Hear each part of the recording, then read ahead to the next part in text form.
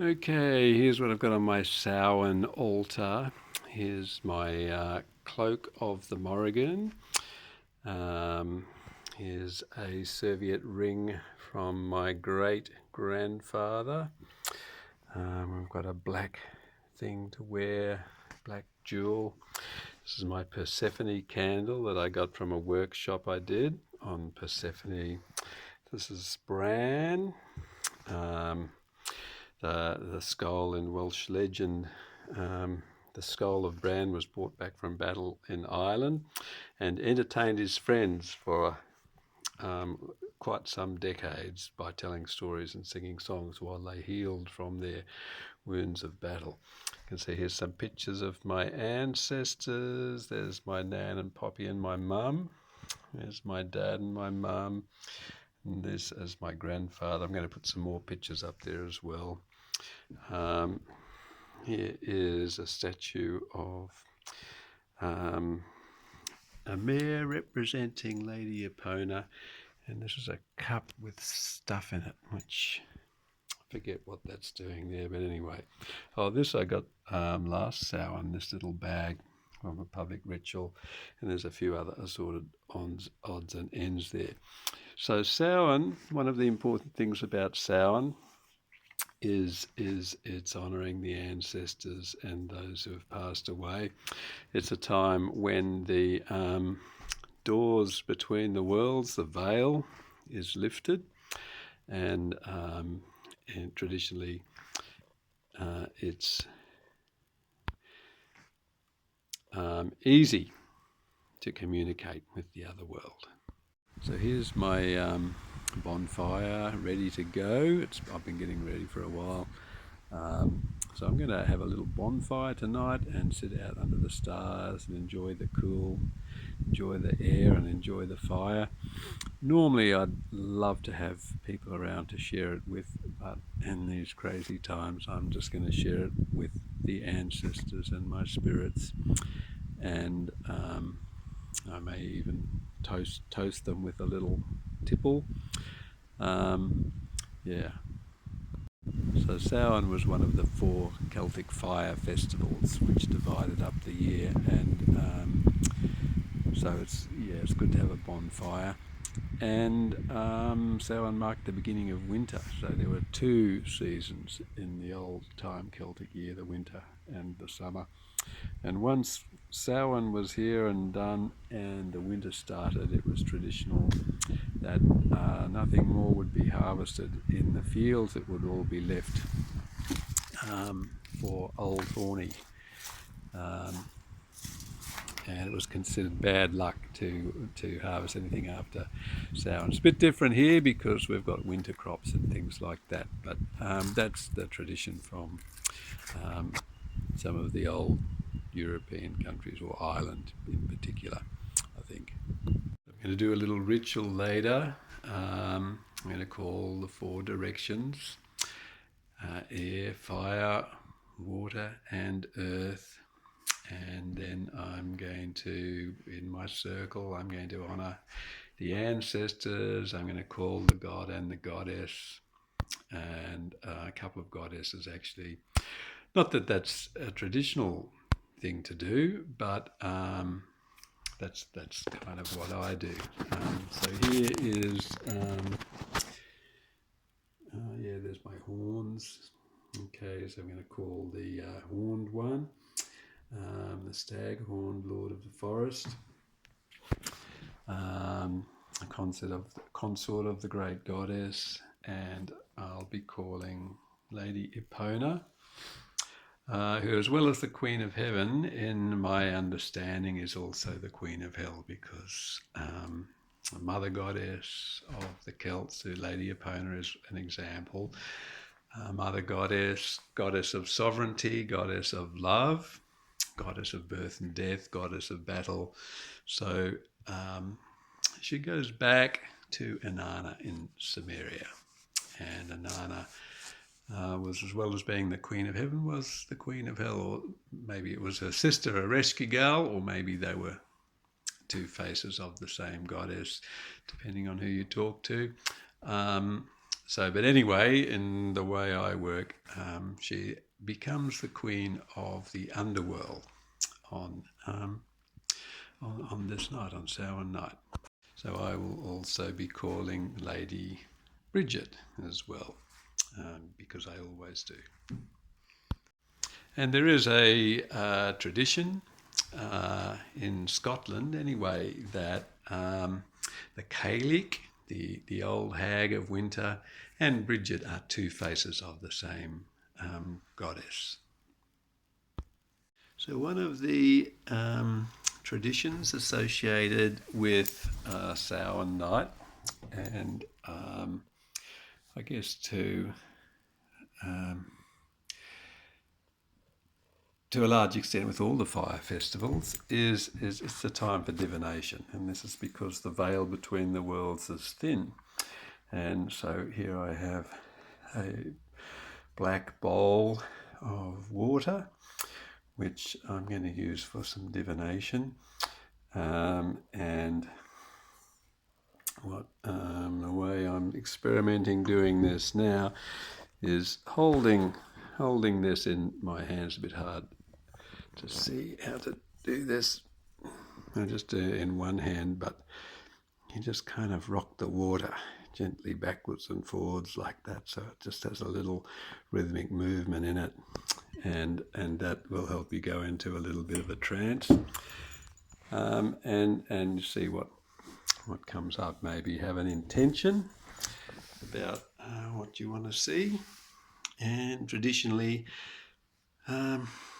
the priest or priestess on this occasion would make divination for the people or the tribe, and particularly about the coming winter, and what needed to be done in order to secure the safety and security of the food and the people through the winter and into the spring.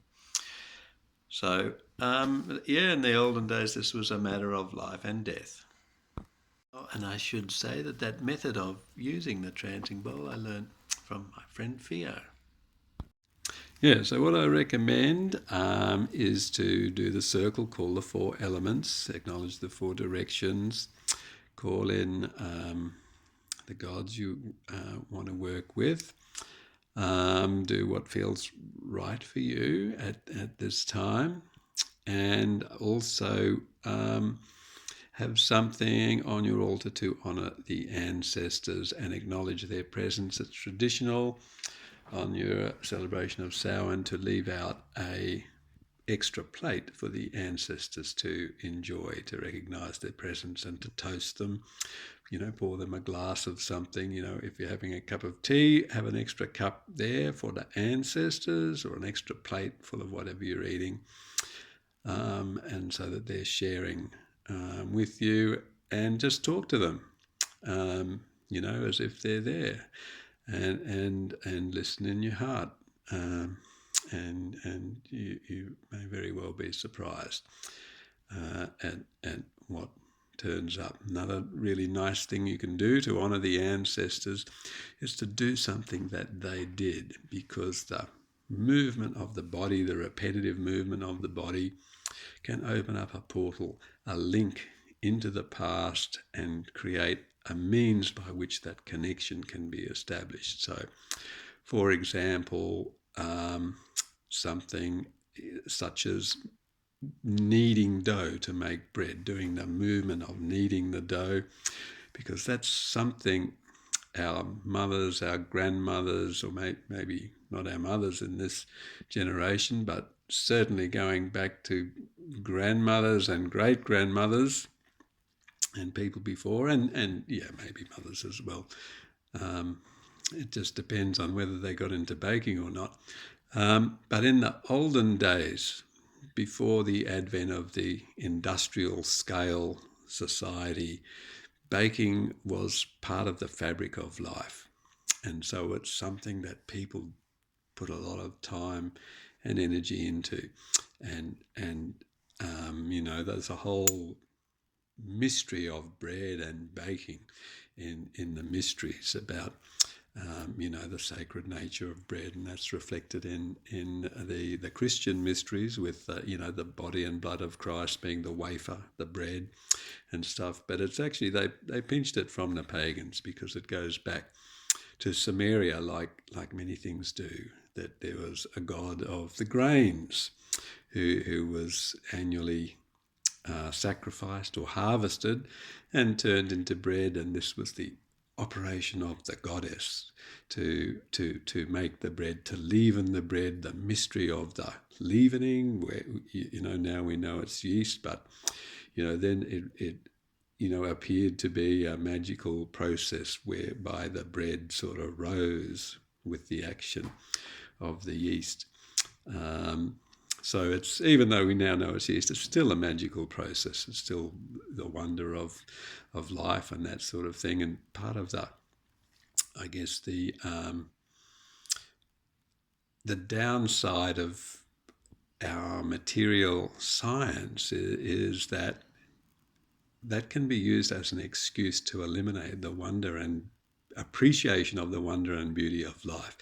So it's still there. The wonder and the beauty and the amazing miraculousness of it is still there, even though we can find a material, rational explanation now for a lot more than we could in the olden days.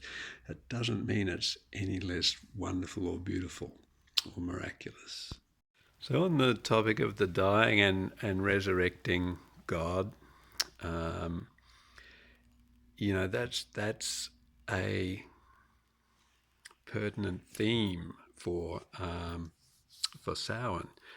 On all the high holy days, the 4 cross-quarter days, it's said that the fairy host rides forth from the hollow hills, and so that's the origin of some of the customs around Halloween, which is also is a modern day continuation of that whole Celtic custom coming from the Irish immigrants to America. Halloween means the holy evening. The holy evening is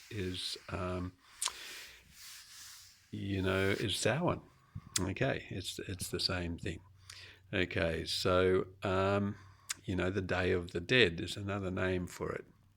The day when the dead roam the earth, and so that's gone into our whole Halloween thing of the death theme, and also the Carnival in Spanish America goes back to the same ancestral customs of honouring the dead on this particular day, and in the Catholic Church it's known as All Souls Day.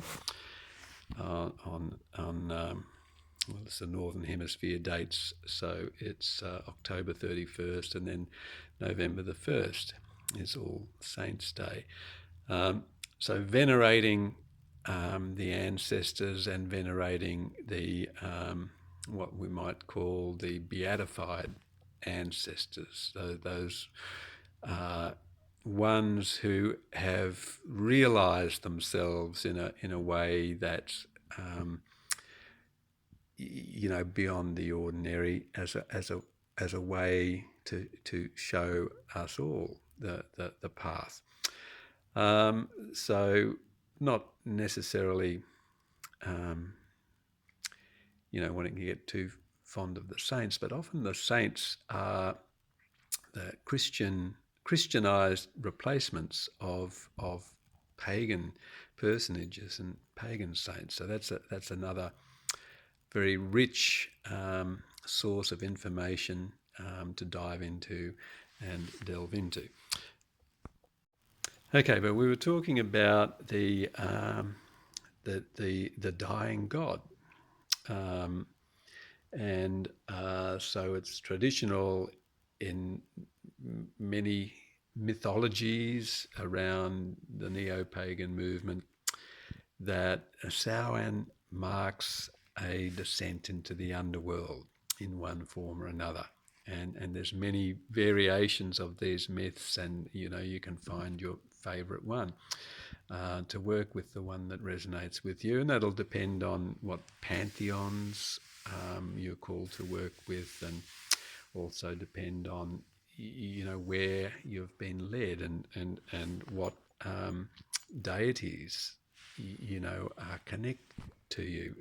either ancestrally through the river of blood, or via a spiritual connection or a spiritual link.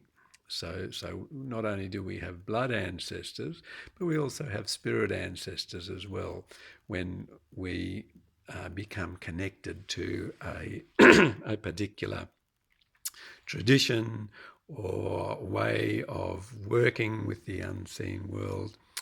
Then the personages in that tradition, the tutelary spirits,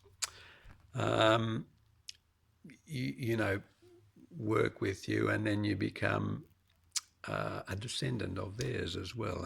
And in your turn, you'll carry that current. So some people talk about the red thread and the white thread, the red thread being the link of blood, the white thread being the link of spirit.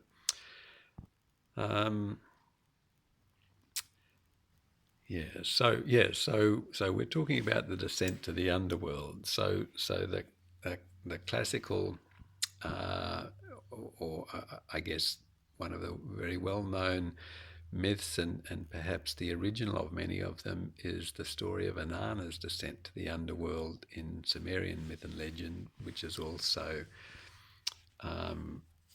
found also in the legends of Ishtar.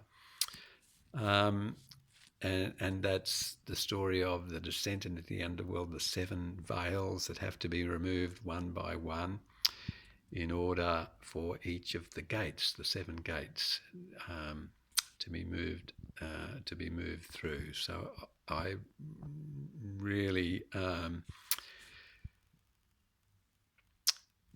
suggest that it's a good idea at this time to look into the myth of the descent to the underworld. And there's so much available on Google at the moment, or in this time of history, that is a very rich source of information. Be a little bit discerning about where the information's coming from, and look at lots of different sources until you start being able to recognise some common threads.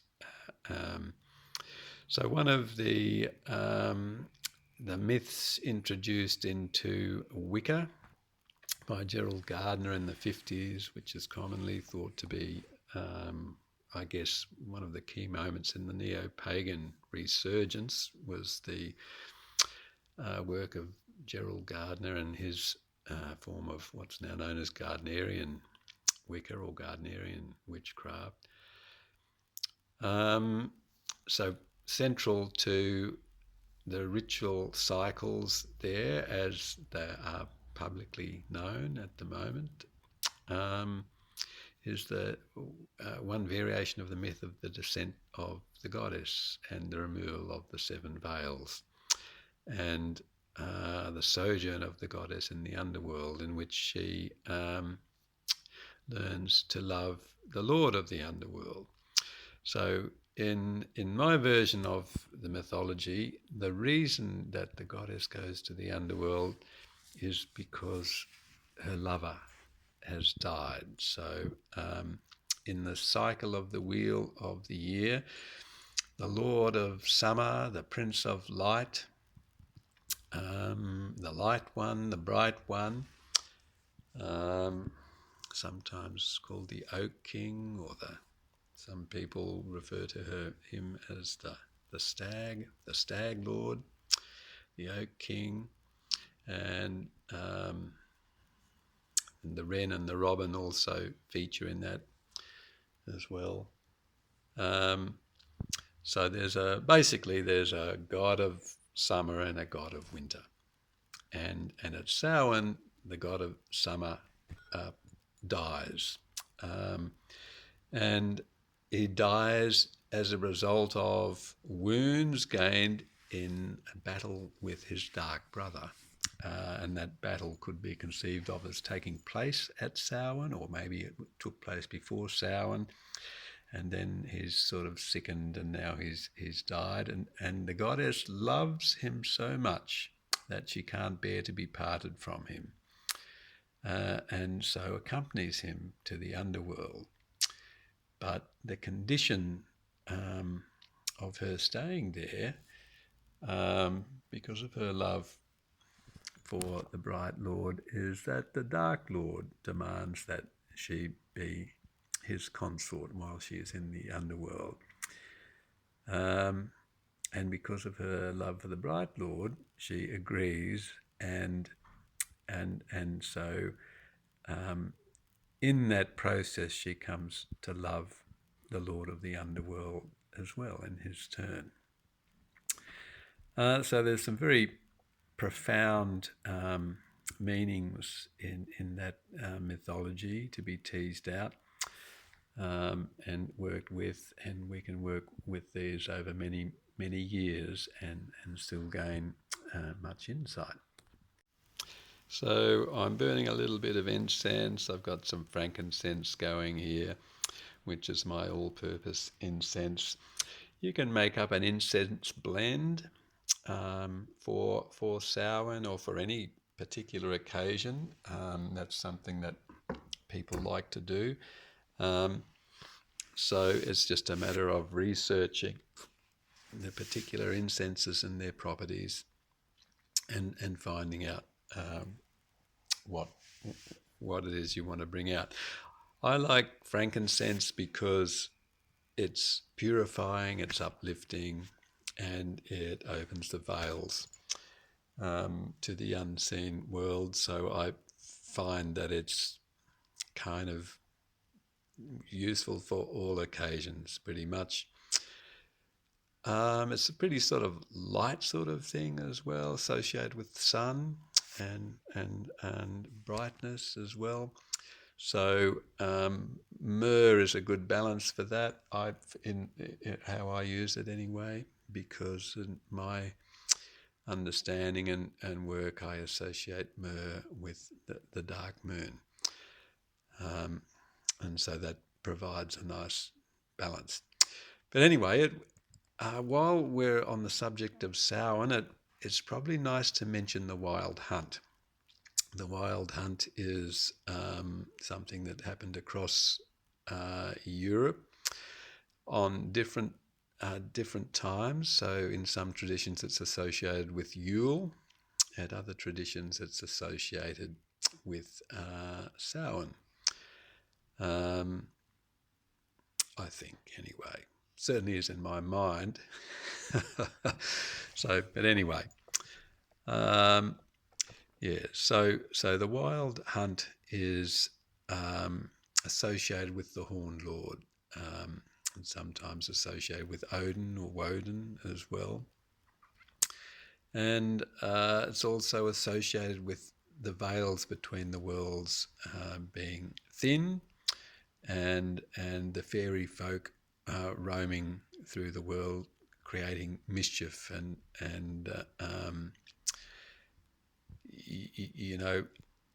collecting souls. So that fits in with the theme of Samhain, that it's a time when we honour the dead, and the souls of the dead are said to be about.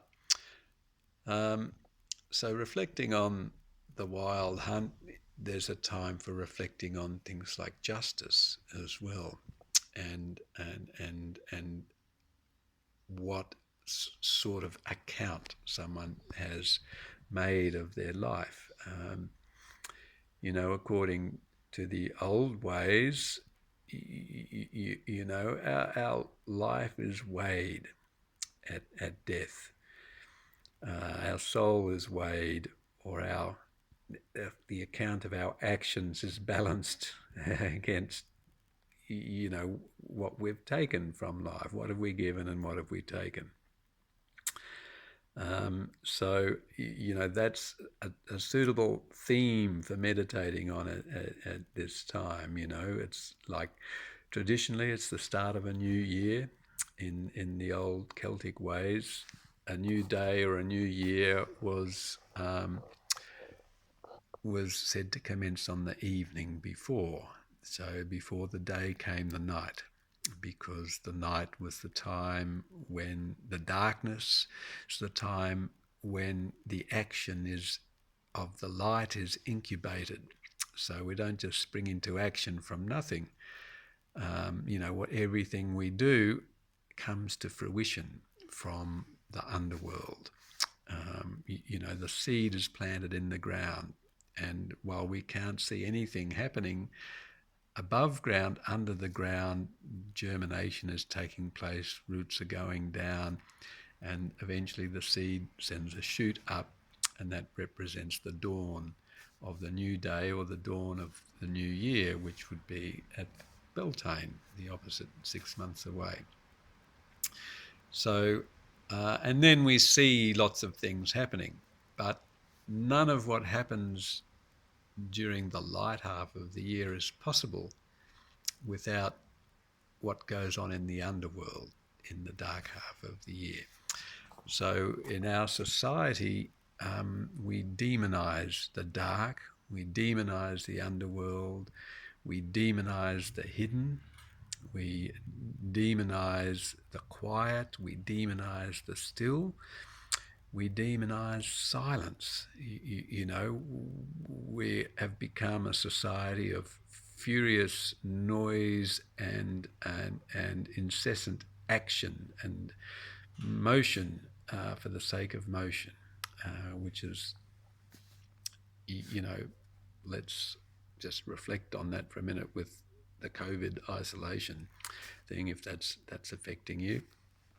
Put that up there somewhere as something to think about later. So we are going into the dark half of the year. We're going into a time of, it's not really planning, it's a time of gestating. It's the time in the womb. Now, when we're in the womb, if we think of that for a minute, it's not as if we're planning something to happen when we're born. It's a process of natural growth that's taking place, a process of natural nurturing, which by that process is going to come to fruition. And it's more a left brain process. So I like to call it the moon manifestation cycle.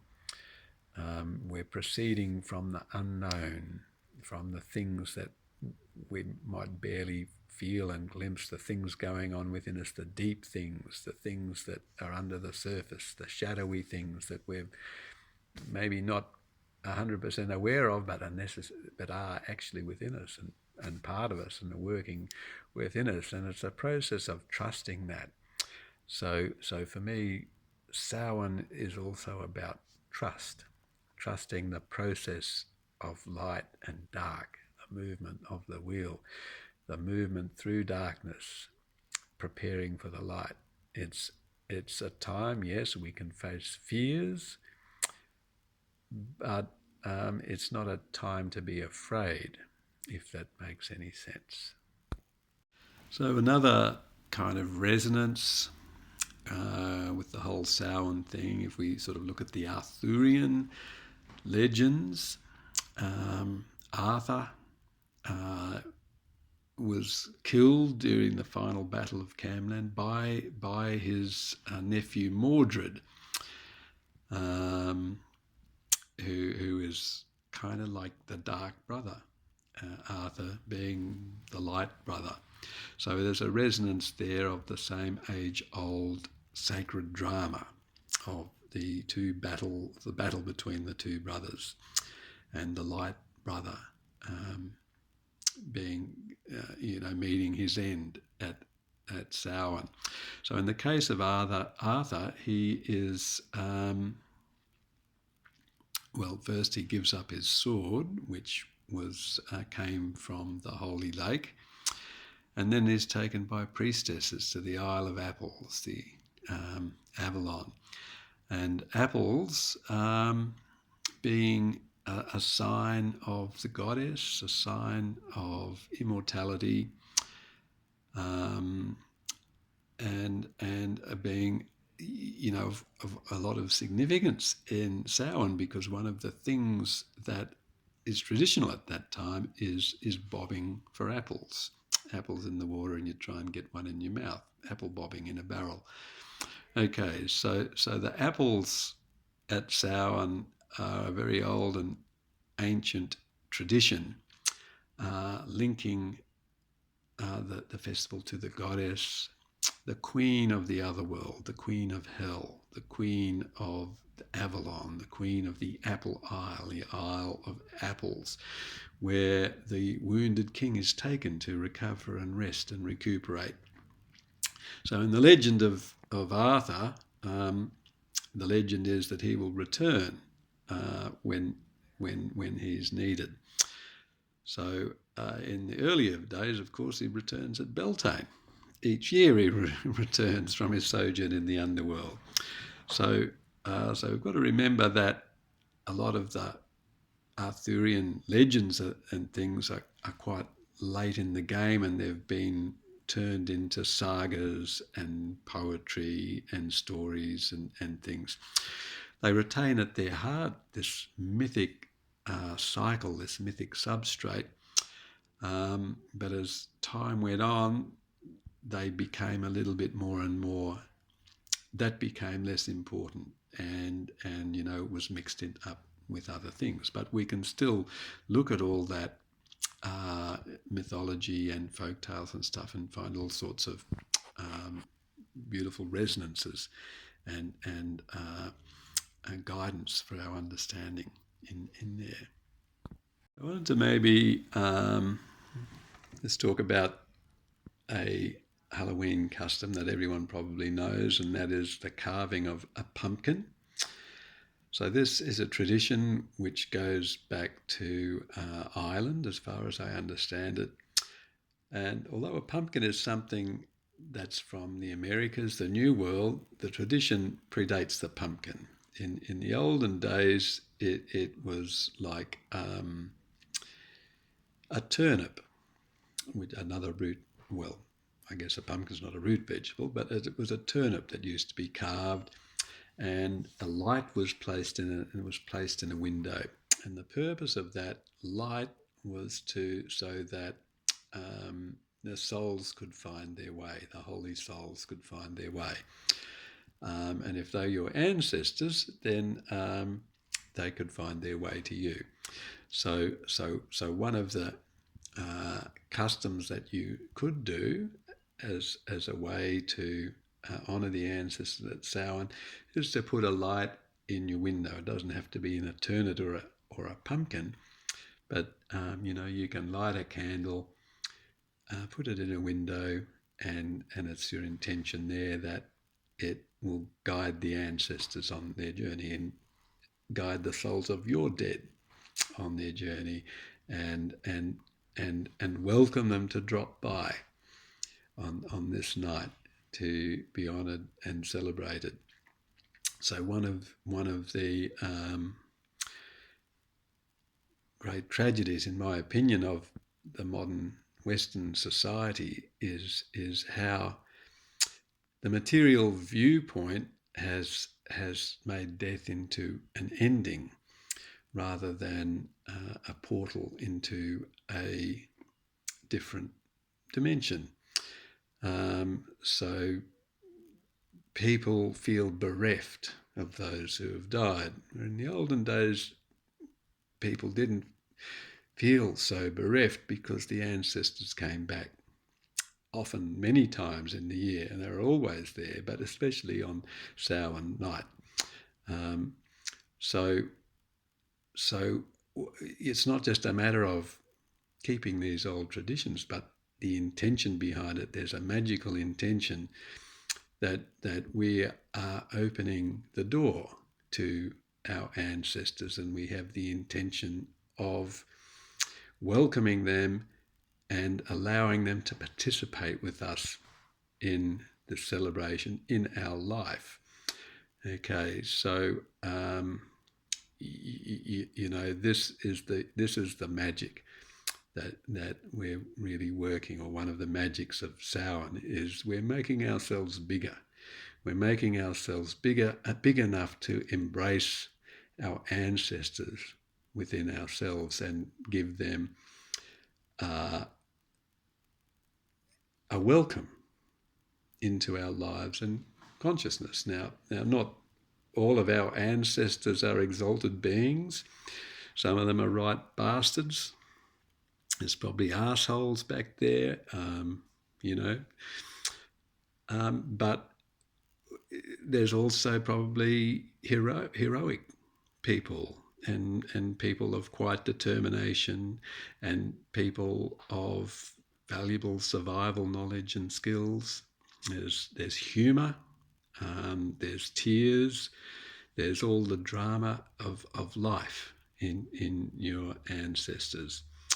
And one of the things that we can do with our magic is that we can reawaken and revitalize the ancestral essence within us. So that ancestral essence lies dormant in most Western people because it's never developed and we never give it any attention. But if we awaken that, then we find that our ancestors are within us. They're already there. And we are bigger than we seem. We're not so individualized and constrained and constricted into one particular self than we're taught to believe in our society. We're actually bigger than that. We are not only ourselves, but we also carry our ancestors. That's the human condition. That's what it's like to be human. Now we've cut that off. Samhain is about allowing that back in. And we do it gently and we do it gradually because it can be quite unsettling to feel our ancestors within us, particularly if we didn't have good relationships with them, or there were breaks in our ancestral line because of various traumas and things. A lot of people have these things going on. So we need to tread gently and tread carefully and keep ourselves grounded with this work. Okay, so that's about all I want to say about Samhain. I would have loved to have a ritual with the people I'm working with at the moment. So and do something together in person. But I'm kind of figuring, this is what's happening, and it's a time of deep transformation and deep change, not just in people of a pagan persuasion, but it's about a deep transformation within the psyche of humanity, or at least it can be.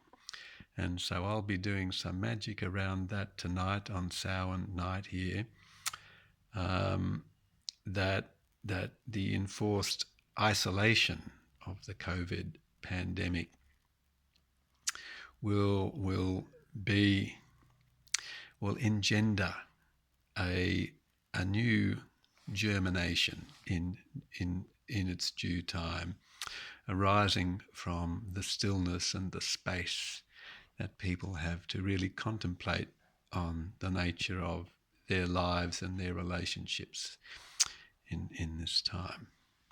So I really hope you enjoy hearing my thoughts, and I really hope that you will do your own ritual work around Samhain, which is, I guess the date was Thursday night if we go by the date. It's the 5th of May if we go by the astrological, but it's this time of year. So you can do your ritual this weekend is perfect. But you do it when you can, when it suits you, when it's convenient. But the closer we are to this first few days of May, the closer the energy is to what we're honouring. So I really hope that you will do some ritual yourselves around this time, And if you want to talk to me, that's fine. Just we might have to book in a time or for a call or whatever. That's fine. And I look forward to hearing your experiences and questions and discoveries. Okay, blessed be. Okay, so here's my Samhain fire going now. It's a little bit windy, so I'm not going to have a huge fire tonight. Just have a little bit of a fire and sit here for a bit. And something that's nice to do is you can use the fire to transform the things that you've done with. Okay, so a little bit of contemplation on what you're done with, and you can place it in the fire. Either write it on a piece of paper and chuck it in the fire, or you can just imagine it burning away there in your visualization. Alrighty. So it's burnt down a little bit. Now I've got my little bit of paper here. I've written something on there that I'm wanting to be transformed. I want to get rid of it. I'm done with it. So it's going in the fire. There it goes. And gone. Okay. Awesome.